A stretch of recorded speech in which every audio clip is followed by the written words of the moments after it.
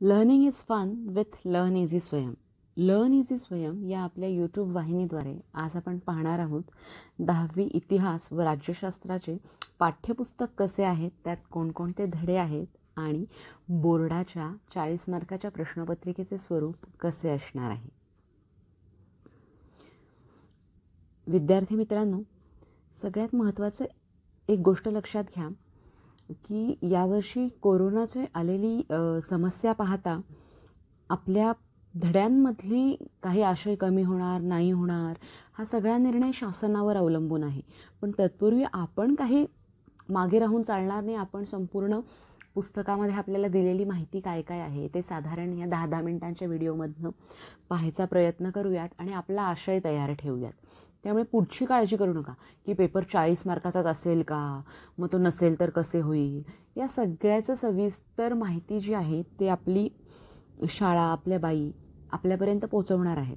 That's why you just have to focus on the content whatever is there in your textbook. पाठ्यपुस्तकात असणारा content जो आहे त्याच्यावर आपण लक्ष देऊयात. आपल्या इतिहासाच्या पाठ्यपुस्तकाचं मुखपृष्ठ जे आहे ते मुखपृष्ठ साधारण हे असं आहे. हे तुम्ही माझ्या पहिल्या 5-6 व्हिडिओंमध्ये पाहिलेलं आहे, कारण पाठ 1चं विवेचन मी पूर्ण केलेलं आहे. त्यानंतर पाठ 2लाही मी सुरुवात केली होती. मग आपण साधारण मुखपृष्ठावरील चित्रांचा पुन्हा स्पष्टीकरण देण्यात वेळ न घालवता मी तुम्हाला पाठाचे घटक कोणकोणते आहेत ते दाखवणारे. मलपृष्ठ म्हणजे मागच्या बाजूला साधारण राज्यशास्त्राची माहिती दिलेली आहे, तर पुढच्या भागात इतिहासातली काही महत्त्वाची चित्र जी पाठ्यपुस्तकात आपल्याला दिसणार आहेत वेगवेगळ्या धड्यांमध्ये ती दाखवलेली आहेत.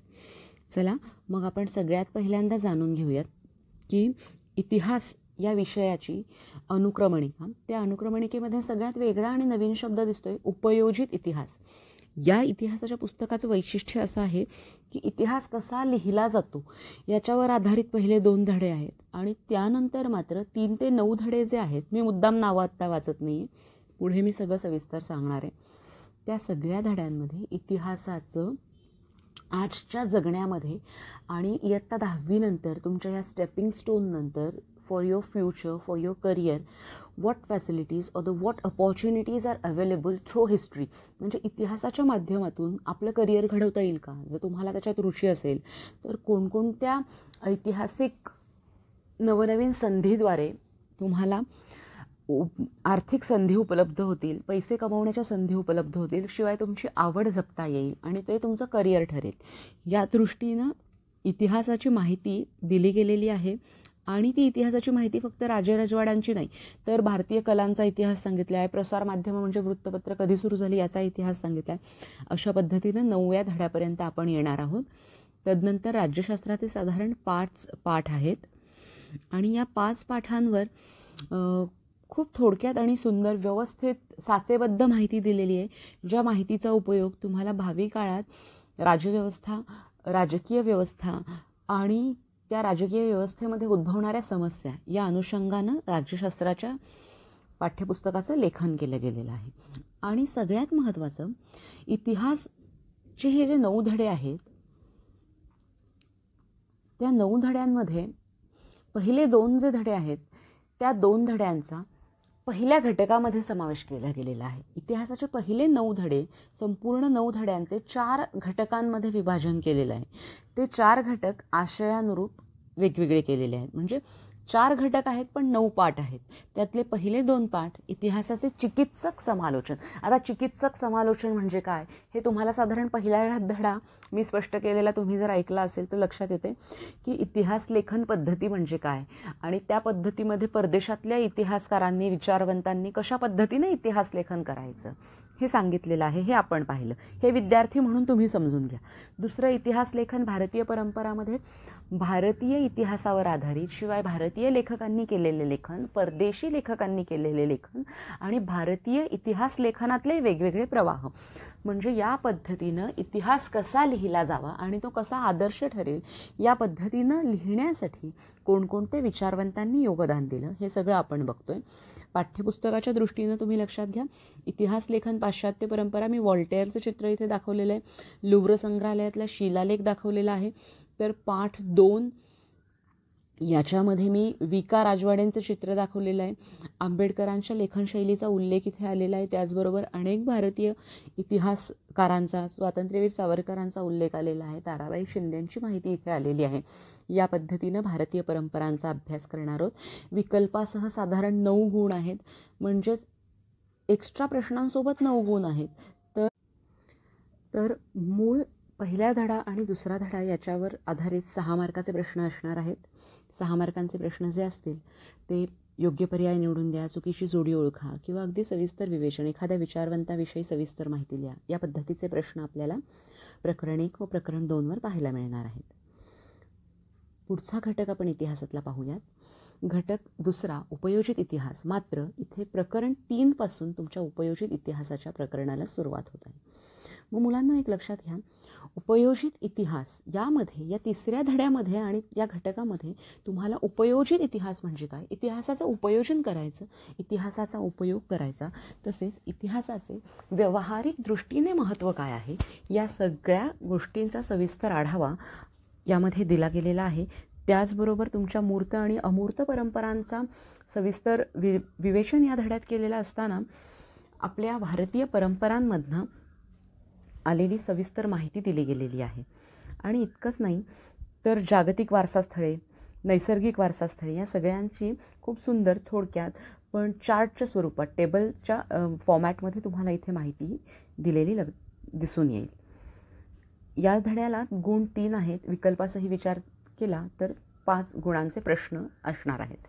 घटक 3, विविध घटकांचा इतिहास. इथे मात्र लक्षात घ्या, प्रकरण 4 पासून प्रकरण 8 पर्यंतची ही 5 प्रकरणे या तिसऱ्या घटकात येतात. विविध घटकांचा म्हणजे वेगवेगळ्या घटकांचा. मग ते वेगवेगळे घटक भारतीय इतिहासाच्या, भारतीय परंपरेच्या स्वरूपात कोणते, तर भारतात असणाऱ्या कलांचा इतिहास.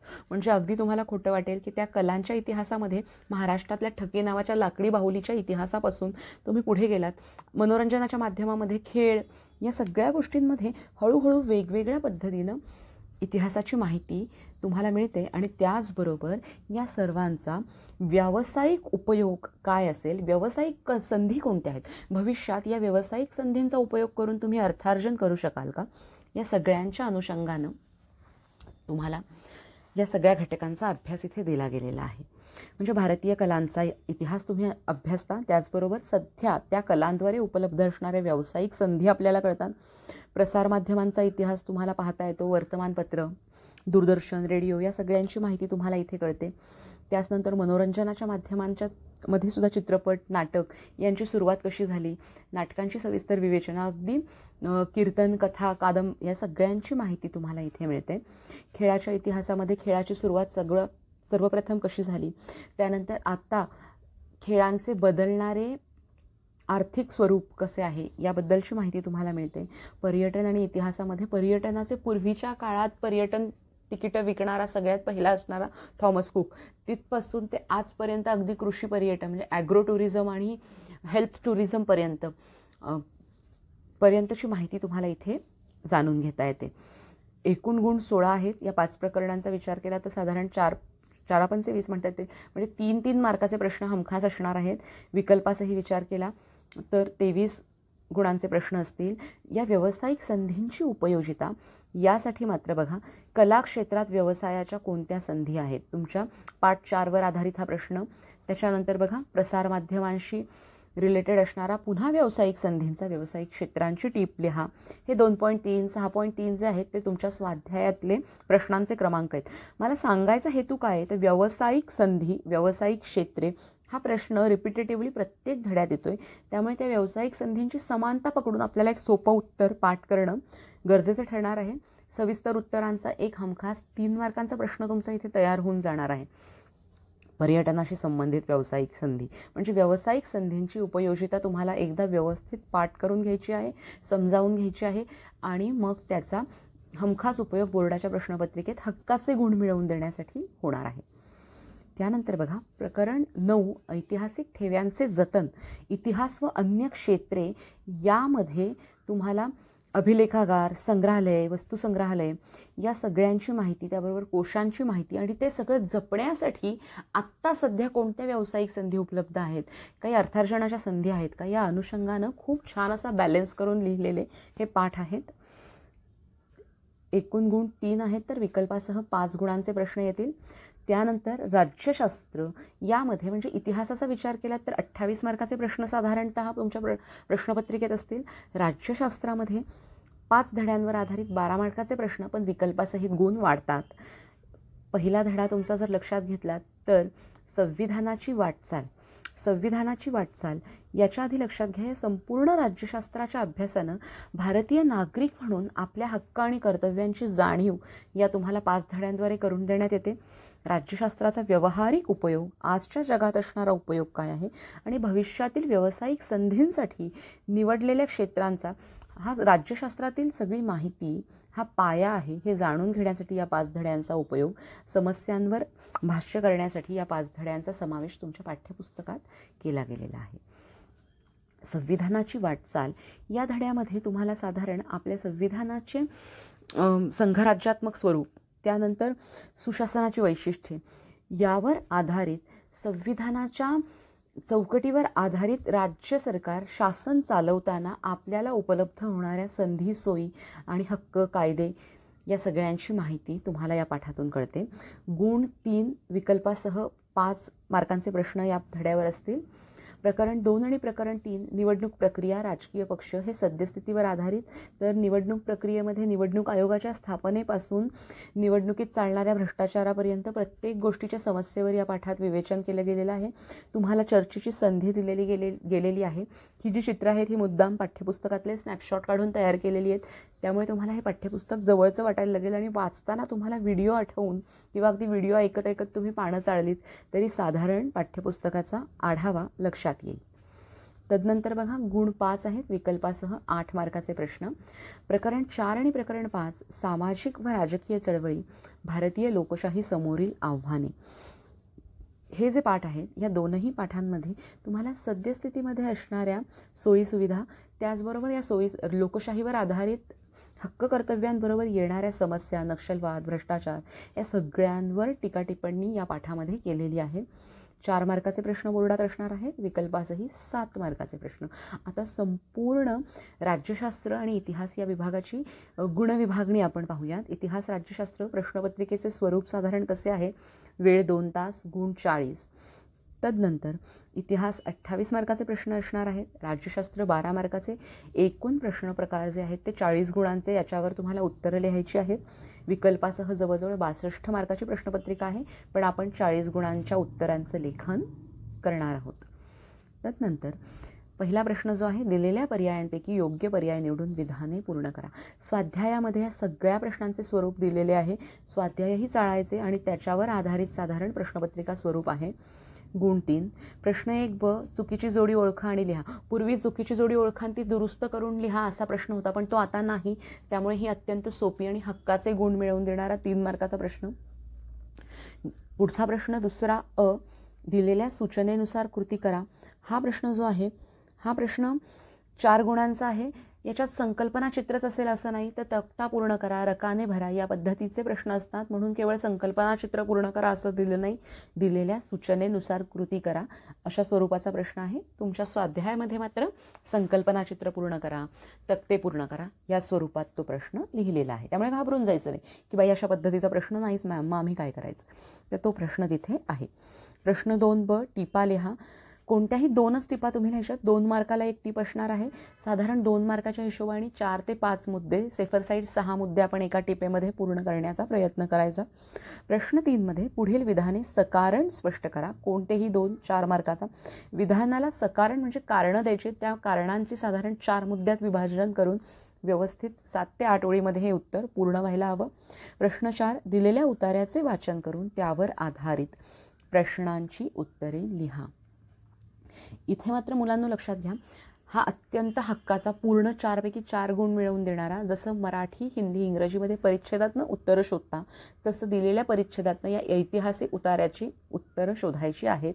उत्तरं तिथल्या तिथे असतात, ती शोधणं सोपं होतं. शेवटचा जो आहे थोडासा 2 मार्काचा प्रश्न उपयोजनात्मक असतो, पण तरीही तो उतार्याच्या आधारे तुम्ही लिहू शकता, पूर्ण गुण मिळतात. यावर एक स्वतंत्र व्हिडिओ मी ऑलरेडी अपलोड केलेला आहे, तो अगदी माझ्या चॅनलला भेट देऊन तुम्ही सविस्तर बघा. 4 उतार्यांचं उत्तर कसं शोधायचं याचं सविस्तर विवेचन मी केलेलं आहे. प्रश्न 5, पुढील प्रश्नांची सविस्तर उत्तरे लिहा. कोणतेही 2, गुण 6. 3 मार्काचा प्रश्न आहे. सविस्तर उत्तरांमध्ये व्यावसायिक संधींचा प्रश्न हमखास येणार, कारण प्रत्येक धड्याच्या मागे व्यावसायिक संधी विचारलेल्या आहेत. त्या पद्धतीचा एक प्रश्न, उरलेले प्रश्न मात्र पाठ्यपुस्तकाच्या स्वाध्यायाच्या आधारे आपण तयारी करून लिहायचे आहेत. इथे इतिहासाची प्रश्नपत्रिका आपली पूर्ण होते. राज्यशास्त्राच्या प्रश्नपत्रिकेमध्ये पुन्हा योग्य पर्याय निवडून विधाने पूर्ण करा. गुण 2, हक्काचे मार्क. पुढील विधाने चुकी बरोबर ते सकारण स्पष्ट करा. आता विधान चुकी बरोबर आहे हे ओळखायला पूर्ण 1 गुण आणि त्याचं स्पष्टीकरण देण्याला 1 गुण. मग स्पष्टीकरण येत नसलं तरी विधान चूक आहे का विधान बरोबर आहे हे व्यवस्थित लिहून आपले मार्क घालवायचे नाहीत. संकल्पना स्पष्ट करा. इथे शास्त्रामध्ये जसे व्याख्या स्पष्ट करा तसं इतिहासामध्ये संकल्पना स्पष्ट करा हा प्रश्न येतो. व्याख्या स्वरूपात साधारण 4 ओळीमध्ये तुमची एखादी संकल्पना सहज स्पष्ट होते. त्यानंतरचा प्रश्न 8 दिलेल्या सूचनेनुसार कृती करा. कोणतेही 1, गुण 2. इथे संकल्पना चित्र, टेबल, रकाने जसं मी मागं सांगितलं फक्त राज्यशास्त्रावर आधारित 1 कोणतीही कृती आपल्याला करायची आहे. प्रश्न 9, पुढील प्रश्नांची थोडक्यात उत्तरे लिहा. कोणतेही 1, गुण 2. साधारण 2 ते 3 प्रश्न दिलेले असतात, त्यातला एकच प्रश्न आपल्याला लिहायचा आहे. जास्तीचे प्रश्न अटेम्प्ट करायचे नाहीत. आधी प्रश्नपत्रिका पूर्ण अटेम्प्ट करायची. खाली व्यवस्थित नवीन प्रश्न आपण नवीन पानावर लिहितो, म्हणून जास्तीच्या प्रश्नांना येत असलं तरी नंतर संधी द्यायची. आधी प्रश्नपत्रिका पूर्ण करून घ्यायची. या पद्धतीनं इतिहास आणि राज्यशास्त्राचं तुमचं सविस्तर विवेचन पूर्ण होत आहे. नक्की हे पाहून माझे सगळे इतिहास पार्ट 1, पार्ट 2चे अपलोड केलेले व्हिडिओज पहा. जास्तीत जास्त इतिहासाचा अभ्यास करा आणि चांगले गुण मिळवा. आणि जर तुम्हाला प्रयत्न आवडला तर चॅनल सबस्क्राईब करा, लाईक करा, कमेंट करा. धन्यवाद.